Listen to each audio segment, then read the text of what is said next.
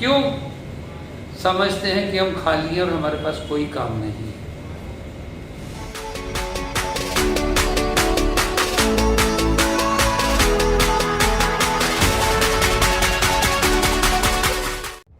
प्रिय देशवासियों, हम काम करते हैं, हम आगे बढ़ते हैं, हम आराम करते हैं, हम पीछे हटते हैं। क्या आराम हराम नहीं है? क्या पड़ी हुई चीज पर जंग नहीं लग जाता? क्या पड़े हुए सामान में जाले नहीं चढ़ जाते? क्या पड़े हुए कपड़ों में फुई नहीं लग जाती? यदि ऐसा सब है तो फिर हम क्यों समझते हैं कि हम खाली हैं और हमारे पास कोई काम नहीं है? क्या हम मृत पर्याय हैं? Answer comes. हमारा मन नदियों के समान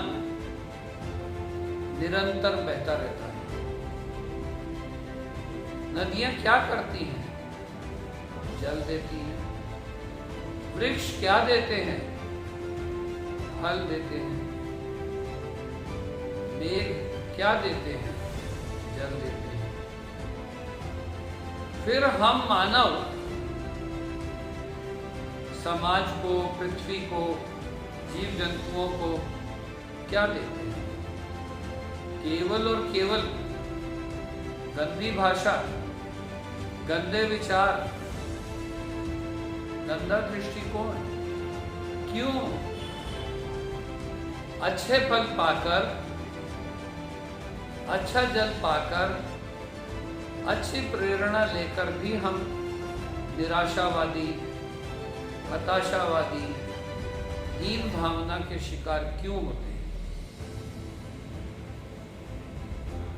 इसका एकमात्र कारण होता है कि हम आलसी होते हैं। आलसी व्यक्ति को गुस्सा भी ज्यादा आता है। आलसी व्यक्ति को निराशा भी ज्यादा होती है।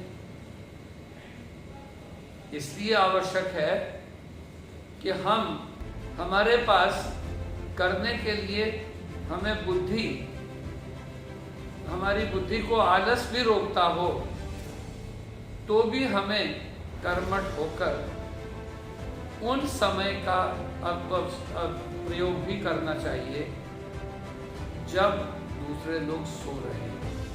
क्यों? There is no gain without pain. There is no rose without thorns. ऐसा माना जाता है, ऐसा समझा जाता है कि जैसे चींटी निरंतर चलती रहती है और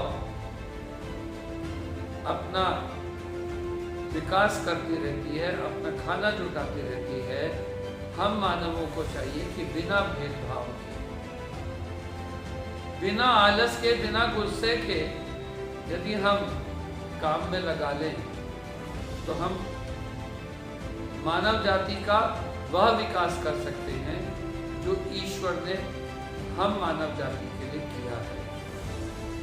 साथियों, बार बार इसीलिए इन बातों को दोहराने की आवश्यकता होती है कि ये सब होने के बाद भी हम में से अनेक लोग अकर्मण्य हो जाते हैं। और इस अकर्मण्यता का कारण केवल और केवल उद्देश्यहीन जीवन होता है। अर्थात ना तो हमारे अंदर समय का प्रबंधन हम करते हैं और ना पढ़ने में व्यवस्था बनाते हैं और ना ही लक्ष्य बनाते हैं। और कोई यदि कह दे भाग्यवादी हैं, परंपरावादी हैं, ईश्वरवादी हैं, तो वो अपने आप को धोखा दे रहा है। हाथ पर हाथ रखकर बैठना जीवन नहीं है। जीना, जिंदगी को जीना अगर हम चाहते हैं तो हमें ध्यान रखना चाहिए कि हम परोपकार की भावना से, दूसरों को मदद करने की भावना से अपने जीवन की पद्धति को बदल लें, अपने जीवन को की शैली को बदल लें। अगर हम निराशावादी हैं तो हम आशावादी हो सकते हैं। अगर हम हीन भावना के शिकार हैं तो हम आशावादी हो सकते हैं। पर केवल और केवल आवश्यकता है किसकी? काम करने की। जैसे हम यदि विद्यार्थी हैं तो जो कुछ हम पुस्तकों में पढ़ें, जो कुछ हम गूगल पर देखें, जो कुछ अध्यापकों से सुने, जो कुछ माता पिता हमें कहें, उस सब में आवश्यकता क्या है? उस पर चर्चा करें, उस पर संवाद करें, उस पर विचारों की अभिव्यक्ति लेखनी के द्वारा करें। ऐसा कहा गया है कि reading and studying makes a person an exact person. Conference, discussion, conversation makes a person ready person, confident person, bold person. Whereas writing makes a person a perfect person. Writing के कई रूप हो सकते हैं। फर्स्ट ऑफ ऑल कि हम सोने से पहले अपनी डायरी लिखें, हमने उस दिन क्या खोया, क्या पाया, और अगले दिन की प्लानिंग करें। दूसरा तरीका हो सकता है कि जो कुछ हम पढ़ रहे हैं उसे अंडरलाइन करते हुए उसको, उसकी कॉपी करें जो उसमें से अच्छा लगा है।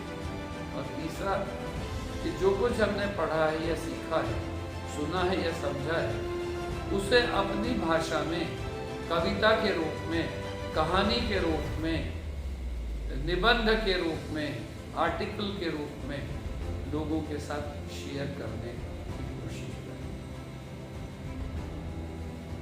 यदि हम लिखने पर ध्यान दें तो हमारी नींद आना बंद हो जाती है। यदि हम लिखने पर ध्यान दें तो हमारे अंदर से गंदे विचार स्वतः खत्म हो जाते हैं। विकास के कार्य क्या है? अपने आप को जीना सीखना, हर वक्त ये सोचना मैं कौन हूँ, मैं क्या हूँ, मैं कैसा हूँ। दैट इज हू एम आई। जब हर दिन हम इसी प्रश्न को अपने आप से पूछते हैं और अपना आत्ममंथन करते हैं, आत्मविश्लेषण करते हैं, आत्मनिरीक्षण करते हैं, तो हम अपनी कमियों को कम करते चले जाते हैं और हमें पुण्य भाव विकसित हो जाते हैं।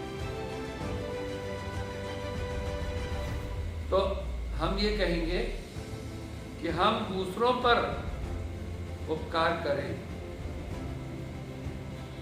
परोपकार करें, पहले स्वयं के आधार को स्वीकार करें।